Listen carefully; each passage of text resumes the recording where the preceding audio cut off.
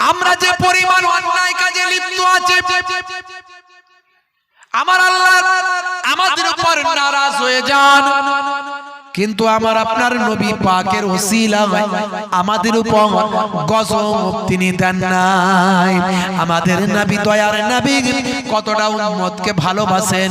ইন্তেকালের সময় আমার আল্লাহ তাআলা ফেরেশতা জিবরাইল আলাইহিস সালামকে পাঠিয়ে দিলেন, যাও আমার বন্ধুর আসার সময় হয়েছে, যাও জিবরাইল, আমার বন্ধু যদি আসতে চায় তাহলে আমার বন্ধুর রূহকে কবজ করবে, যদি আমার বন্ধু আসতে না চায় তাহলে আমার বন্ধুকে কষ্ট দিও না, আমার বন্ধুকে আরো, আমার বন্ধু যতদিন দুনিয়াতে থাকতে চায় ততদিনের জন্য দুনিয়ায় আমার বন্ধু থাকবে। হে তরুণ যুবকেরা, হে আমার বন্ধুরা, শুনে রেখে দিন বাবা, জেনে রেখে দেন, আল্লাহর নবী আল্লাহ রাসূলকে ফেরেশতা জিবরাইল আলাইহিস সালামকে সালাম দিয়ে বললেন, ইয়া রাসূলুল্লাহ, হাবিবাল্লাহ, আপনাকে আমার আল্লাহ সালাম দিয়েছেন, আর আমার আল্লাহ আপনার সঙ্গে মোলাকাত করতে চান।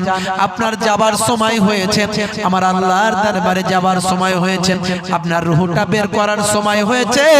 তবে আপনার জন্য একটা আমার আল্লাহ স্পেশাল বলেছেন, আপনারই জন্য কেবল স্পেশাল, কোন পয়গম্বরের জন্য স্পেশাল দেওয়া হয় না, কোন পয়গম্বরের জন্য সময়কে বাড়ানো হয় না, কোন পয়গম্বরের জন্য সময়কে জিজ্ঞাসা করে তার রূহটা বের করা হয় না, কিন্তু আপনার জন্য স্পেশাল, আপনার জন্য সময়কে নির্দিষ্ট করা হয়নি, আপনার জন্য আমার আল্লাহ স্পেশাল বলে দিয়েছেন, যাও আমার বন্ধু যদি রাজি থাকে তবে আমার বন্ধু রূহটা বের করা হবে।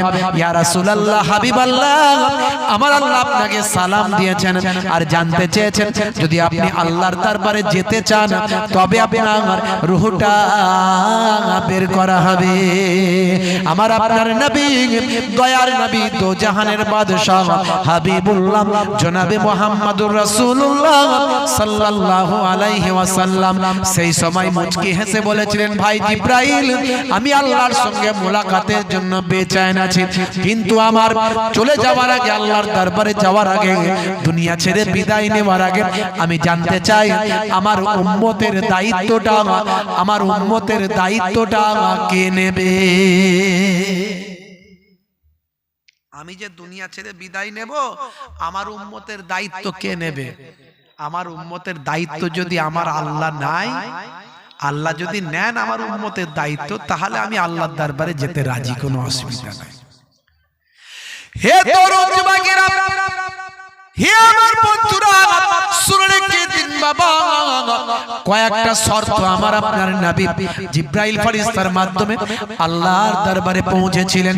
যাও যাও ভাই জিবরাইল, কয়েকটা শর্তের মধ্যে একটি শর্ত হলো, আমার উম্মত যতই গুনাহগার হোক, যতই পাপী হোক, যত বড়ই অপরাধী হোক না কেন, অন্যান্য পয়গম্বরদের জামানাতে যেমন উম্মতে আমার আল্লাহ তাআলা সেই সমস্ত পয়গম্বরদের উম্মতেরা পাপ কাজ করার কারণে, গুনার কাজ করার কারণে তাদেরকে আমার আল্লাহ চাটে একসঙ্গে ধ্বংস করেছেন, তেমন যেন আমার উম্মতদের একসঙ্গে চাটে না ধ্বংস করে দেন। যাও যাও যাও, আমার আল্লাহ তাআলা যদি আমার উম্মতের দায়িত্বটা নেন, ভাই জিবরাইল, আমি আল্লাহর দরবারে যেতে আমার কোনো আপত্তি নাই। হে তরুণ যুবকেরা, হে আমার বন্ধুরা, শুনে রেখে দিন বাবা, জেনে রেখে দেন, এমন সময় আল্লাহর দরবার থেকে জানিয়ে দেওয়া হলো, এই জিবরাইল, আমার বন্ধুকে জানিয়ে দাও, বন্ধুকে জানিয়ে দাও, আমার বন্ধুর সমস্ত শর্ত আমি আল্লাহ কবুল করে নিলাম। শুধু তাই নয়, আমার বন্ধুর উম্মতীদের দায়িত্বটাও আমি আল্লাহ গ্রহণ করলাম। জোরে হবে না বন্ধুরা আমার? কোরআন মাজিদ খুলুন, তাফসীর খুলুন, তাফসীরে কাসির খুলুন, তাফসীরে বাইজাবি খুলুন, তাফসীরে ইবনে কবির খুলুন, তাফসীরে আল জামাকশরি খুলুন, তাফসীরে কবির খুলুন, বড় বড় তাফসীরের কিতাবগুলো খুলুন, দেখবেন লূত নবীর জামানার ঘটনা পাবেন। লূত নবীর জামানায় 5টা শহরের মানুষ এমন পাপ কাজে লিপ্ত হয়েছিল যে আমার আল্লাহ তাদের উপর নারাজ হয়ে গিয়েছে। হে তরুণ যুবকেরা, মনে রাখবেন ইবলিস শয়তান গুলো আমাদের প্রকাশ্য শত্রু। ইন্না শাইতানা লিল ইনসানি আদুউম মুবিন, নিশ্চয় শয়তান হলো তোমাদের প্রকাশ্য শত্রু। হে তরুণ যুবকেরা, হে আমার মুরব্বিয়ানেরা, বন্ধুরা আমার শুনে রেখে দেন, ইবলিস শয়তান আপনার আমার শরীরের রক্তের মধ্যে মিশে যায়, শরীরের প্রত্যেকটা বা আমার অর্গানের মধ্যে চলে যেতে পারে। ইবলিস শয়তান আমাদের হৃদয়ের মধ্যে প্রবেশ করতে পারে, হৃদয়ের মধ্যে প্রবেশ করে ওয়াসওয়াসা দিতে পারে। ইবলিস শয়তানকে, আসল ইবলিসকে আর করতে হয় না, তার চেলা চাম্পটরা বিভিন্ন দায়িত্ব পালন করে। হে তরুণ যুবকেরা, ইবলিসেরও বংশ আছে, বিস্তার করেছে, ইবলিসেরও সন্তান সন্ততি আছে। ইবলিস হলো একটা জিন, আপনারা সকলেই জানেন, জিনেদের বাদশা। ভাই আমার, ইবলিস হলো একটা জিন যাকে আল্লাহ মুআল্লিমুল মালাকুত করেছিল, ফারিস্তাদের সরদার বানিয়েছিল। ভাই আমার, তার আসল নাম হলো আজাজিল। তারও কিন্তু বংশ আছে বাবা, তার ছেলে মেয়ে আছে, আল আউলাদ আছে, কোন ছেলে মেয়ে বাবা। ভাই আমার, দোস্ত আমার, ইবলিসের এক ছেলে ভাই আমার দায়িত্ব আছে মানুষের মাঝখানে গীবত, শিকায়ত, চুগলি, চগলখড়ি করানোর দায়িত্ব আছে। ইবলিসের আর এক সন্তান মানুষকে অশ্লীল অন্যায় কাজের মধ্যে লিপ্ত করার কাজে দায়িত্ব আছে। এইভাবে ইবলিসের অনেক সন্তান, তারা বিভিন্ন কাজে লিপ্ত আছে। ইবলিসের যেমন ছেলে আছে, ইবলিসের তেমন মেয়েও আছে। ইবলিস শয়তান লূত নবীর জামানায় 5টা শহরের মানুষকে এমন ভাবে প্রভাবিত করেছিল যে তারা এমন অশ্লীল কাজে, সমকামিতায় লিপ্ত হয়েছিল। আপনার তাফসীরের মধ্যে ঘটনাটা এসেছে, আপনারা অনেকে জানেন, অনেকে শুনেছেন। হে তরুণ যুবকেরা, এমন অশ্লীলতায় তারা লিপ্ত হয়ে গেল, তারা সমকামিতার মধ্যে লিপ্ত হয়ে গেল, নিজেদের স্ত্রীর সঙ্গে তারা দূরত্ব বাড়ালো, স্ত্রীর সহচর্যে তারা আর যায় না। হে তরুণ যুবকেরা, হে আমার মুরব্বিয়ানেরা, ইবলিসের এক ভাই আমার আওলাদ এসে, ইবলিসের এক চেলা এসে লূত নবীর মানুষদের, লূত নবীর জামানার মানুষদের মধ্যে এমন আচরণ প্রবেশ করাতে লাগলো।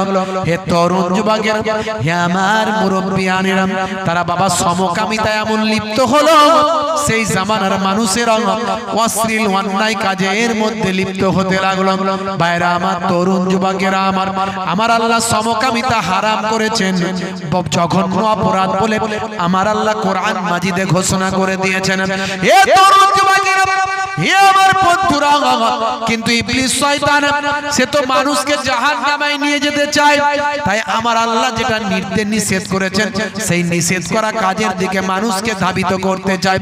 আমার আল্লাহ মদ খাওয়াকে হারাম করেছেন, কথা ঠিক না বল? কথা ঠিক না বল? মদ খাওয়া, খামার, মদ সম্পর্কে আয়াত নাজিল হয়েছে কোরআন মাজিদে, আল্লাহ মদ সম্পর্কে আয়াত নাজিল করেছেন। কিন্তু এখন মুসলমানের অনেক সন্তান রাতের বেলা লুকিয়ে লুকিয়ে সোপের সামনে গিয়ে হাতটা গলিয়ে দিয়ে লাল পানির বোতলটা নিয়ে চানাচুর ভাজা দিয়ে চালিয়ে যায়। আবার লোকে যদি বলে মদ খাচ্ছিস, বলে মদ নয়, মেডিকেল জুস, কথা ঠিক না ভুল? মদকে মেডিকেল জুস বলে চানাচুর ভাজা দিয়ে, মুরগির কষা দিয়ে চালায়। হ্যাঁ, আবার খাবার সময় আবার বিসমিল্লাহ বলে, বলে হুজুররা বলে কিছু খেলে বিসমিল্লাহ বলতে হয়, জানিস না? বুঝতে পারছিস? হে তরুণ যুবকেরা, তাহলে আমার আল্লাহ যেটা নিষেধ করেছে মানুষ সেটা করে। ইবলিস শয়তান আল্লাহর নিষেধ করা জিনিসের দিকে মানুষকে ধাবিত করতে চায়। লূত নবীর জামানায় মানুষকে সমকামিতার দিকে ধাবিত করতে থাকে। হে তরুণ যুবকেরা, হে আমার মুরব্বিয়ানেরা, শুনে রেখে দিন বাবা, জেনে রেখে দিন বাবা, হে মুসলমান একটুখানি লক্ষ্য করো। এমন সময় দেখতে পাওয়া যায় সেই জামানার মানুষগুলো সব সমকামিতায় লিপ্ত হয়ে গেল। তারা পুরুষে পুরুষে সংস্পর্শ, পুরুষে পুরুষে সমকামিতা, পুরুষে পুরুষে বিবাহ বন্ধন, পুরুষে পুরুষে অবৈধ অন্যায় অশ্লীল কাজে তারা লিপ্ত হয়ে গেল। এটা অত্যন্ত জঘন্য ব্যাপার, একেবারে নিকৃষ্ট কাজ। পৃথিবীর ইতিহাসে এর থেকে নিকৃষ্ট অপরাধ আর কিছু হয় না। হে তরুণ যুবকেরা, কিন্তু আজকের যুগেও সমকামিতা পৃথিবীর অনেকগুলো দেশে বৈধ। কথা ঠিক না ভুল? পৃথিবীর অনেকগুলো দেশে সমকামিতাকে বৈধ বলে ঘোষণা করা হয়েছে, আপনারা জানেন। হে তরুণ যুবকেরা, আমেরিকা যুক্তরাষ্ট্র, ব্রিটেন, ফ্রান্স, এই সমস্ত জায়গাতে সমকামিতার বিরুদ্ধে কথা বলা যাবে না। আপনারা জানেন রিসেন্ট কয়েক বছর আগে আমাদের ভারতবর্ষের সুপ্রিম কোর্টেও সমকামিতা বৈধ বলে আইন পাস হয়েছে, আপনারা জানেন। অল্প কিছুদিন আগে কলকাতার জমিনে দেখলাম একজন নন বেঙ্গলি আর একজন বেঙ্গলি, একজন বাঙালি পুরুষ, একজন নন বেঙ্গলি পুরুষ, সে নিজেরা একে অপরের মধ্যে সমকামিতা, তারা বিবাহ বন্ধনে আবদ্ধ হয়েছে। এ তরুণ যুবকেরা, তাকে মানুষ স্যালুট জানাচ্ছে, ধন্যবাদ দিচ্ছে। আমরা সেই জামানায় বাস করছি যেখানে সমকামিতা করলে লোকে ধন্যবাদ দেয়, অত্যন্ত জঘন্য ব্যাপার। কিন্তু লূত নবীর জামানায় এই সমকামিতার কারণে আমার আল্লাহ নারাজ হয়েছিলেন। এ মুসলমান, একটুখানি খেয়াল করুন, আজকে কেন আপনার আমার দোয়া কবুল হয় না? আজকে কেন আপনার আমার আমল কবুল হয় না? আজকে কেন আমাদের সমাজে এত অন্যায়, এত অবিচার, এত আমরা কেন লজ্জিত, অপমানিত? আজকে আমাদের সমাজের মধ্যে কেন এত অশান্তি? আজকে আমাদের সমাজের মধ্যে কেন শান্তি নাই? আজকে আমরা কেন এত অপরাধ, এত অন্যায়ের মধ্যে আছি? হে তরুণ যুবকেরা, আমাদের মনের কেন শান্তি নাই? তার কারণ হলো সমাজের মধ্যে পাপ অনেক অনেক গুণে বেড়ে গেছে। পাপ বেড়েছে না কমেছে? জোরে বলেন। পাপ বেড়ে গেছে। একেবারে ছেলে মেয়ে, ছোট বাচ্চা, দেখবেন বাচ্চারা বাপের কথা শুনছে না, তারা বিভিন্ন রকম অশ্লীল ভাবে, অন্যায় ভাবে আচরণ করছে। ঘন্টার পর ঘন্টা মোবাইল, পিতা মাতার কথা শোনে না, গেম চালাচ্ছে, ফ্রি ফায়ার, পাবজি খেলছে। ঘন্টার পর ঘন্টা লটারি, আপনার কি বলে ওই মোবাইলে, আপনার লুডু, মোবাইলে সাপ খেলা, মোবাইলে গুলি চালানো, বিভিন্ন রকম এই সব নিয়ে ব্যস্ত থাকছে। যুবকেরা এমন কোন অন্যায় নাই তারা করে না, নায়ক গায়কের তারা অনুসরণ করছে, তাদের মতো চালচলন করছে। হাতে বালা, কানে দুল, বুঝতে পারছেন, গলায় সোনার চেন, পায়ে কালো কার, হাতে ধাগা। মুসলমানের ছেলে মাথার চারিদিকটা চেঁচে ফাঁকা করে দিয়ে আবার তাতে কাঁচির ছাঁট, কাঁচির ছাঁট, এদিকটা কাঁচির ছাঁট, ওদিকটা কাঁচির ছাঁট। কিরে ভাই, বলছে এটাই চলছে তাই। মুসলমানের ছেলে চুলের রেখেছে বাহার, বলছে দেখছিস হে মুসলমান কেমন আমার বাহার। রাগ করবেন না বাপ, একটু বোঝার চেষ্টা করা যাক।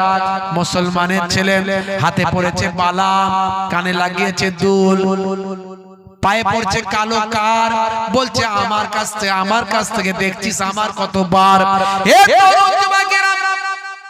হে আমার বন্ধুরা, হে আমার মুরব্বিয়ানেরা, শুনে রেখে দিন বাবা, জেনে রেখে দেন। হে মুসলমান, একটুখানি লক্ষ্য করুন, একটুখানি খেয়াল করুন বাবা। আজকালকার পোলা দেখো সঠিক পথে চলে না, পিতামাতা গুরুজনের কথা তারা শোনে না। আজকালকার পোলা দেখো সঠিক পথে চলে না, পিতামাতা গুরুজনের কথা তারা শোনে না। চুলগুলো ছোট ছোট, প্যান্ট শার্ট আটো সাটো, সুজোরা পায়ে দিয়ে, পেছনে ব্যাগ নিয়ে, লাল লাল জুতো পায়ে, চোখে কালো চশমা, দুই চোখ মেলে খোঁজে বেদের মেয়ে জোসনা। গায়ে হাতে ট্যাটু আঁকা, হেঁটে চলে আঁকা বাঁকা, গায়ে হাতে ট্যাটু আঁকা, দেখছেন না ছবি আঁকছে গায়ে হাতে, আছে না নাই মুসলমানের ছেলেদের? গায়ে হাতে ট্যাটু আঁকা, হেঁটে চলে আঁকা বাঁকা, কাছে গেলে দেখা যায় পুরুষ মানুষ না, ওটা হলো মিথ্যে পাড়ার মিস্টার সোহেল রানা, ওটা হলো মিথ্যে পাড়ার মিস্টার সোহেল রানা। আগের মতো মানুষ তো আর কি বলবো ভাই, সঠিক মানুষ হলো না। হে তরুণ যুবকেরা, মুসলমানের নারী হয়েছে নারী, এরা বলছে টিভি, ওরা বলছে বিবি। মুসলমানের নারী করছে বাড়াবাড়ি, হাতে ধরেছে কাটারি, বলছে বেরিয়ে আই শ্বশুর শাশুড়ি। লাল শাড়ি লাল টিপ, লাল আঁচল মাথায় নাই, সবুজ শাড়ি সবুজ টিপ, সবুজ আঁচল মাথায় নাই, পিঠটা তাদের ফাঁকা, বলছে যত তাকাবি তাকা। साले को मिले गोश्त रोटी, बाप को ना मिले सुखा, साला যখন আসে বৌমা তখন হাসে, ভাই এসেছে ভাই হালুয়া রুটি খাওয়ায়, হাইব্রিড রসগোল্লা গুজে গুজে খাওয়ায়, বুড়ো শ্বশুরটা বসে আছে একটা হাইব্রিড রসগোল্লা, সেদিকে যায় নাই, আছে না নাই? বিপদ আসবে না পালাবে, বিপদ আসবে না পালাবে, রাগ করবেন না বাপ। হে তরুণ যুবকেরা, আমার আল্লাহ নারাজ হয়ে যায়, কিন্তু আমরা নবী উম্মতে মুহাম্মাদি, আমরা এই জন্য আমাদের উপর একসঙ্গে গজব আসে না, মাঝে মাঝে আসে। আইলা এসেছিল না আসেনি, লাইলা এসেছিল না আসেনি, সুনামি আমফান, কি গো কত মানুষ ঠান্ডা হয়ে গেছে, গাইঘাটার ঝড়, গাইঘাটার ঝড়, কই মাছ গাছের উপরে ঝুলছে, দেখেছেন তো? তাহলে আমার আল্লাহর ক্ষমতা আগের মতো আছে না নাই? আছে। টাইমে টাইম আল্লাহ মাঝে মাঝে দেখাচ্ছে। কিছুদিন আগে করোনা গেল, করোনা। হে তরুণ যুবকেরা, আবার আমার আল্লাহ কখন কি দিয়ে দেবেন আমরা কেউ জানি না, কিন্তু আগে থেকে প্রস্তুতি আমরা থাকি না। আল্লাহ বলছেন নামাজ তুই ছাড়বি না, কিন্তু আমরা বলছি নামাজ আমরা পড়বো না। সারা রাত ওয়াজ শুনবো, সকাল বেলা আবার যেমনকে তেমন হয়ে ঘুরতে থাকবো, বরং সকাল বেলা আবার লটারির টিকিটটা ভালো করে কাটতে যাব। মনে মনে চিন্তা করি, সারা রাত ওয়াজ শুনেছি ভাই, যেন সকাল বেলা লটারির টিকিটে 5 লাখ লেগে যায়। ওয়াজ শুনেছি বলে যেন আরো তাড়াতাড়ি লেগে যায়। রাগ করবেন না বন্ধুরা, আমার তরুণ যুবকেরা, আমার হে আমার বন্ধুরা, হে আমার মুরব্বিয়ানেরা, শুনে রেখে দেন, লুত নবীর জামানায় মানুষগুলো সব সমকামিতায় লিপ্ত হয়ে গেল। তারা আর নারীদের কাছে যায় না, নারীদের সঙ্গে তাদের সম্পর্ক নাই।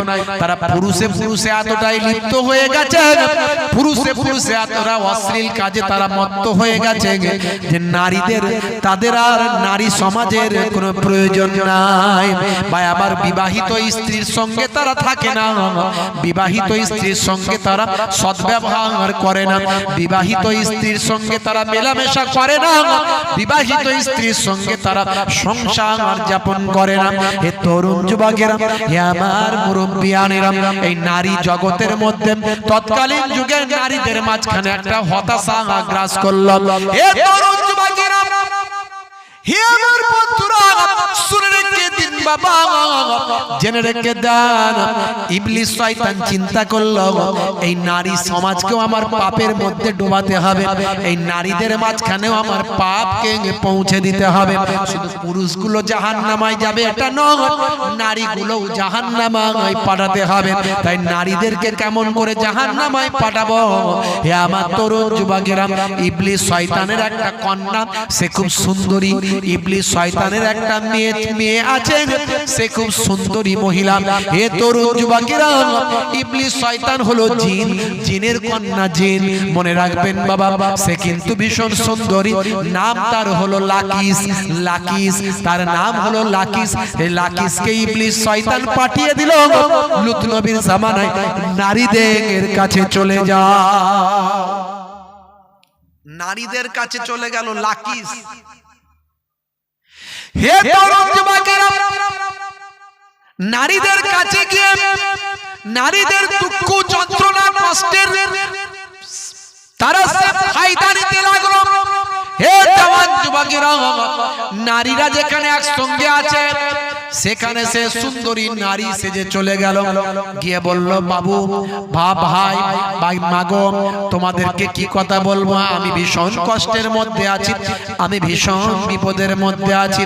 আমার স্বামী আমার দিকে তাকায় না, আমার স্বামী আমার সঙ্গে থাকে না, আমার সঙ্গে সংসার ধর্ম করে না। সে আজকে পুরুষে সংসার করেছে, সে আজকে পুরুষের প্রতি আসক্ত হয়েছে, সে আজকে পুরুষের সঙ্গে জেনা ব্যভিচারে লিপ্ত হয়েছে, সে আজকে পুরুষের সঙ্গে সমকামিতায় লিপ্ত হয়েছে। কিন্তু আমার মতো সুন্দরী আজকে আমার সঙ্গে তার সম্পর্ক নাই, আমাদের চাহিদা, আমাদের ব্যবহার, আমাদের যা প্রয়োজন সেটা সে আমার স্বামী কোনো লক্ষ্য রাখে না। কিন্তু আজ থেকে আমরাও দেখিয়ে দেব, আমরা মেয়েরাও ছেড়ে কথা বলবো না। এ তরুণ যুবকেরা, সে নারীদেরকে প্রলোভন দেখাতে লাগলো, নারীদেরকে প্রলোভন দেখিয়ে তৎকালীন যুগের একটা সম্ভ্রান্ত এবং সুন্দরী নারীর সঙ্গে সে যৌন ভাই আমার আচরণে লিপ্ত হয়ে গেল। ভাই আমার সেই লাখিস ওই মহিলাদেরকে ভাই আমার সমকামিতা শিখিয়ে দিল শয়তানের মাধ্যমে। লাখিস ওই জামানার নারীদের মধ্যে সমকামিতা প্রয়োগ করল, এইভাবে নারীদের মধ্যে সমকামিতার প্রচলন ঘটল। পুরুষরা পুরুষে বিবাহ করে, নারীরা নারীতে বিবাহ করে, এই হলো তাদের অবস্থা। বর্তমান সময়েও পুরুষে বিবাহ, নারী বিবাহ আছে না নাই? আছে না নাই? খোঁজ খবর রাখেন তো আপনারা, মাঝে মাঝে দেখবেন চলছে এই সব, সারা পৃথিবীতে চলছে, আমাদের ভারতবর্ষেও চলছে। হে তরুণ যুবকেরা, হে আমার বন্ধুরা, শুনে রেখে দিন বাবা, জেনে রেখে দেন। হে মুসলমান, হে আমার ভাইয়েরা, শুনে রেখে দেন বাবা, বন্ধুরা আমার আল্লাহ বললেন, বান্দারে তোরা সিরাতুল মুস্তাকিম পথের প্রতীক হয়ে যা। কোরআন মাজিদে আমার আল্লাহ সূরা ফাতিহার মধ্যে জানিয়ে দিলেন, আমরা 5 ওয়াক্ত নামাজে সূরা ফাতিহা পড়ে থাকি। আলহামদুলিল্লাহি রাব্বিল আলামিন আর রহমানির রহিম মালিক ইয়াউমিদ্দিন ইয়াকা না'বুদু ওয়া ইয়াকা নাস্তাঈন ইহদিনাস সিরাতাল মুস্তাকিম সিরাতাল লাযিনা আন'আমতা আলাইহিম গায়রিল মাগদুবি আলাইহিম ওয়ালাদ-দাল্লিন। আমিন। আমরা কি বলি? ইহদিনাস সিরাতাল মুস্তাকিম, আল্লাহ আমাদেরকে সঠিক পথে, সরল পথে পরিচালিত করো। গায়রিল মাগদুবি আলাইহিম ওয়ালাদ-দাল্লিন, ওই পথে নয় যে পথে ক্ষতিগ্রস্ত হব, যে পথে ধ্বংসপ্রাপ্ত হব, তাদের পথে পরিচালিত করো না যাদেরকে তুমি ধ্বংসপ্রাপ্ত করে দিয়েছো, ওই পথে নয়। এটা কারা? আল্লাহর দুশমন যারা, আল্লাহর হুকুমের বাইরে চলেছে যারা। হে তরুণ যুবকেরা,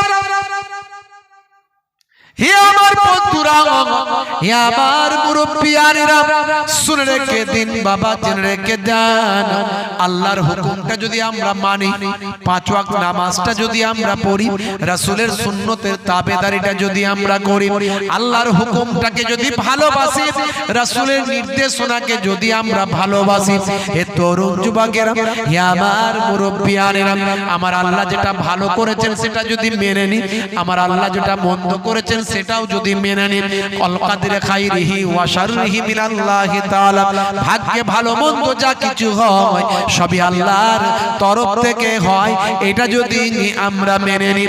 হে তরুণ যুবকেরা, হে আমার মুরব্বিয়ানেরা, যারা আল্লাহ ওয়ালা মানুষ হন, ভাগ্যে ভালো মন্দ যা কিছু হয় সব আল্লাহর পক্ষ থেকে হয়, এটা তারা মেনে নেয়। হে তরুণ যুবকেরা, হে আমার মুরব্বিয়ানেরা, শুনে রেখে দিন বাবা, জেনে রেখে দিন বাবা, বাবা, আল্লাহর ওলিদেরকে আল্লাহ পরীক্ষা করেন। আল্লাহর ওলিরা কেন এত দরজা মর্তবায় পৌঁছে যান? আল্লাহর ওলিরা দুনিয়াটাকে ক্ষণস্থায়ী মনে করেন, পরকালটাকে চিরস্থায়ী মনে করেন। তাই দুনিয়ার জমিনে যা কিছু ঘটছে সব আল্লাহর পক্ষ থেকে ঘটে, এটা তারা অন্তর থেকে মেনে নেন। কিন্তু আমরা মানতে পারি না, আমরা গ্রহণ করতে পারি না। কেন আমার ক্ষতি হলো, কেন আমার বিপদ হলো, কেন আমার এমন হলো, কেন আমার বাপ মারা গেল, কেন আমার স্ত্রী অসুস্থ হয়ে গেল, কেন আমার স্ত্রীর রোগ হয়ে গেল, কেন আমার স্ত্রী কালো হলো, কেন আমার সন্তানটা এমন হলো। হে তরুণ যুবকেরা, যদি আমরা আল্লাহর নির্দেশনা, আল্লাহর হুকুমকে যদি মেনে নিই, আমার আল্লাহ আপনার আমার জীবন জীবিকাকে বুলন্দ বানিয়ে দেবেন। আমার আল্লাহ আপনার আমার দুনিয়া আখিরাতকে কামিয়াবি দেবে।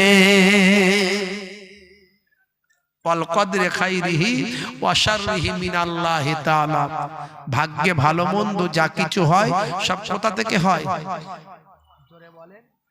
আল্লাহর কাছ থেকে হয়। তাহলে যা কিছু ঘটছে বা ঘটবে আমরা সবেতেই রাজি আছি কি আছি না? জোরে বলেন আছি না আছি না? কারা কারা আল্লাহর নির্দেশকে প্রাধান্য দিয়ে যা কিছু ঘটছে, যা কিছু ঘটবে সব আল্লাহর কাছ থেকে হচ্ছে বলে আর কারা কারা রাজি থাকতে পারবেন? একটু হাতটা তুলে দেখান তো দেখি। মাশাআল্লাহ।